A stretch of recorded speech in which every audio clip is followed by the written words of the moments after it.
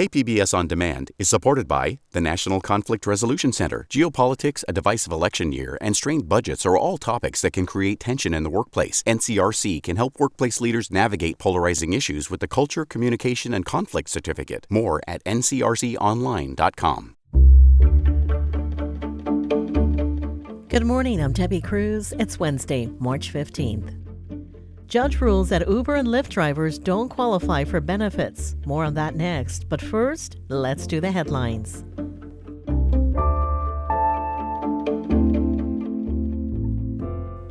County officials are moving forward with plans to tax cannabis businesses in unincorporated areas. Voters approved Measure A, the cannabis business tax, last year, and yesterday county supervisors voted to adopt an initial framework. It calls for taxing retail dispensary sales and distribution at 2%, while growing operations could be charged up to $7 per square foot. A final vote will be taken next month, and if passed, the taxes go into effect in July. The City of San Diego's ambulance provider is facing more fines for not meeting response times.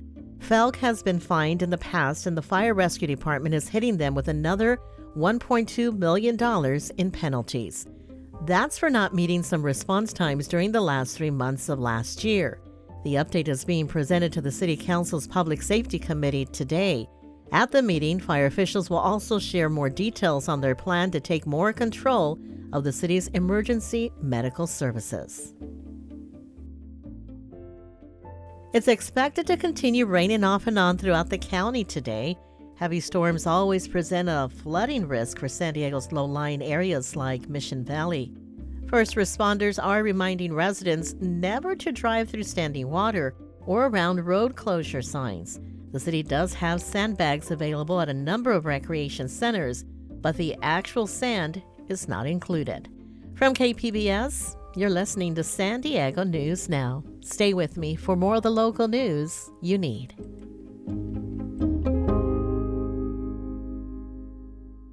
KPBS On Demand is supported by Fleet Science Center's newest exhibit, Survival of the Slowest. See firsthand how nature's smallest, slowest, and weakest creatures can not only survive, but thrive in the wild. Open May 24th through September 1st. Learn more at fleetscience.org.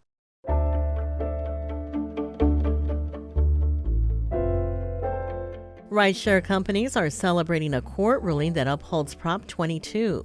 That's a 2020 measure that lets their drivers be classified as independent contractors. But union leaders say it's not good for workers. Here's reporter Kitty Alvarado.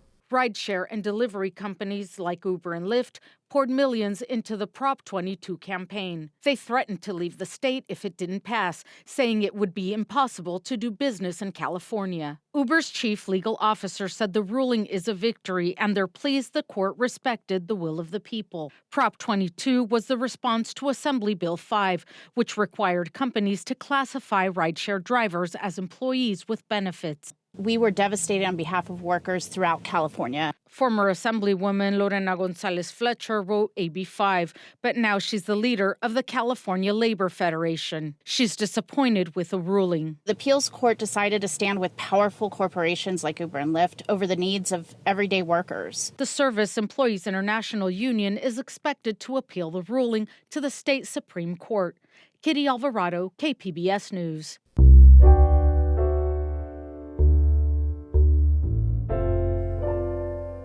The county's DA's office is going to develop an app that lets social workers more quickly connect unhoused people to shelters. The County Board of Supervisors yesterday approved spending $10 million to make it a reality.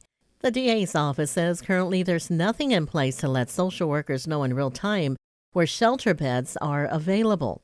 The app is trying to change that. It's akin to hotel booking apps, letting workers know where available beds are and what services are available. Homeless advocate Michael McConnell says it's a good idea, but doubts that it would do anything to solve the homeless crisis. Unfortunately, this is almost the cart before the horse. We don't have those resources to actually fill up with the live bodies. I'm not sure how technology is going to magically make that appear. The app is expected to be ready in 6 months. The collapse of Silicon Valley Bank continues to impact the industry with a new lack of trust from depositors everywhere. Reporter MG Perez talked with San Diegans about what they thought about the bank's failure. Every weekday, there is a lunchtime rush of customers at ATMs across the business area near UTC in La Jolla. Most people we talked with are very aware of the Silicon Valley Bank failure, and they're concerned, even if they are not customers at that bank. That tells you they're over-leveraged and there's no oversight. So the people ultimately pay and the politicians do their thing. You know, it's a possibility that I'm not able to get it out. I mean, it's only $36, but I mean, just the thought that I may not be able to get it out based on what the bank is doing with my money. Unlike the 2008 financial collapse, this government bailout is for depositors to get back their money and not the banks themselves. MG Perez, KPBS News.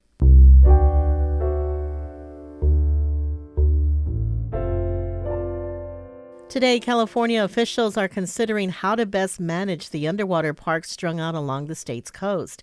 Environment reporter Eric Anderson says a gathering in Monterey will help shape the future of marine protected areas. Officials were looking for ways to revitalize California's underwater habitats and fisheries at the end of last century.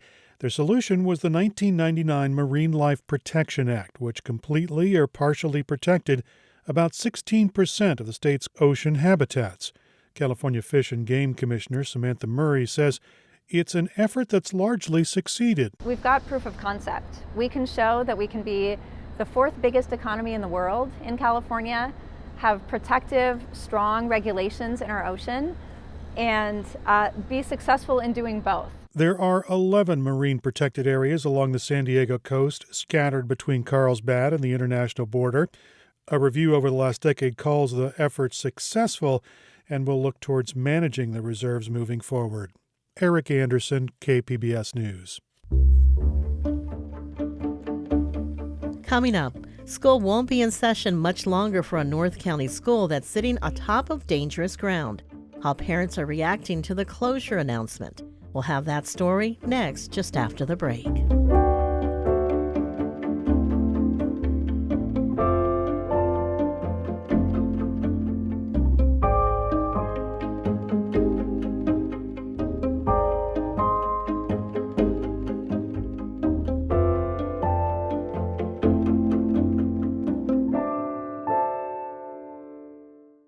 KPBS On Demand is supported by UC San Diego's Art Power, presenting cellist Joshua Roman, performing from his album Immunity, alongside music by J.S. Bach and more. Sunday, June 22nd at UC San Diego's Epstein Family Amphitheater. Reserve your tickets at artpower.ucsd.edu.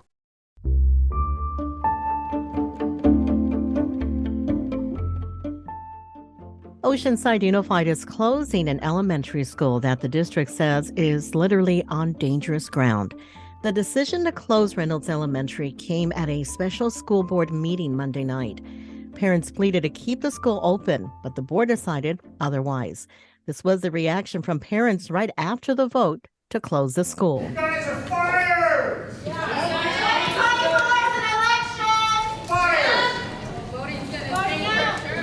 KPBS North County reporter Tanya Thorne was at the meeting where tempers flared. She joins me now. Thanks for having me, Debbie. Tanya, let's start with why the board wanted to close Reynolds. Sure. So the decision to close Reynolds came after engineers discovered soil liquefaction happening underneath the school. So this one was a new one for me.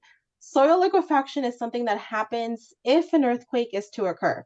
So the jolt of the quake per se makes the soil act like liquid and get weaker, which could then cause any buildings to sink. So engineers discovered this happening underneath Reynolds while conducting some tests required for the modernization project that it was undergoing.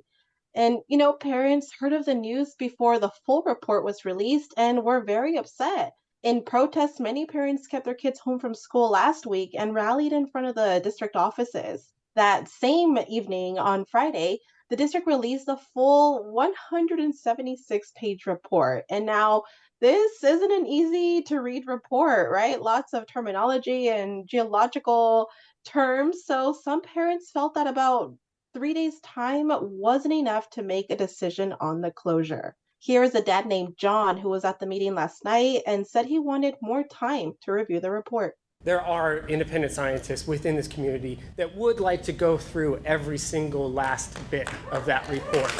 You guys are rushing this decision. Another comment during the meeting was that the report was not available in Spanish. Not having this report in Spanish impacts a lot of the community because this is a school that serves a lot of Spanish-speaking students and parents. And so I would think that they're a little confused as to what's going on right now and why the board is making this decision. Tanya, I heard this is not the first time Reynolds has been threatened with closure, is it? This isn't the first time, and that's part of the reason why parents are so upset and honestly growing suspicious of the school district. Parents feel that the district is ultimately wanting to sell this property. The school board had considered closing it in 2021 as a cost-cutting budget measure, but parents spoke up and protested. The board then decided to renovate Reynolds, but now that they've discovered the soil liquefaction, it's being closed. Board President Raquel Alvarez said for her, the decision came down to safety. I don't want to worry that a student would get hurt because of something, because they fall into a hole because it's the start of a sinkhole, and they trip on something, or the building just shifts just enough and so they trip and then they hit their heads or something. Tanya, looks like there were a lot of parents at the meeting. What did they have to say? A lot of parents, and all of the parents attending the meeting spoke in favor of keeping it open. They love their school and their community, and some of the concerns voiced were the mental health impact this closure is going to bring to the students after just gaining a little bit of normalcy, right? Following COVID and virtual learning. Other parents spoke about the programs offered at Reynolds, like their dual immersion program, where they learn in English and Spanish, and now they're bilingual thanks to that program. And many parents honestly just asking for time, one more school year to walk their kids through this, to research where they want to send their kids, and for many to figure out transportation and after school programs. What kind of time frame are we looking at? How soon will the school be closed? The closure won't happen until this school year ends, so June. So the question now, what's next?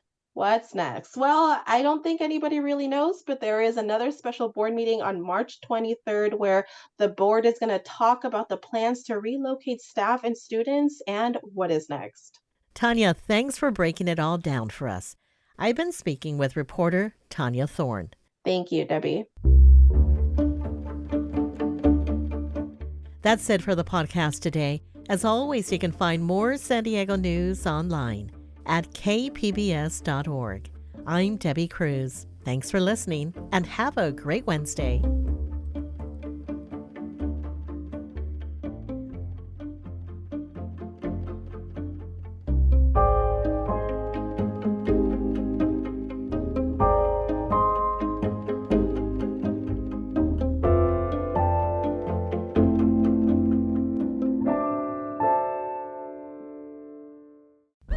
Now on the finest podcast, the NPR Tiny Desk Contest, we bring you the history of the concert series and the competition and hear from the artists behind our favorite local entries.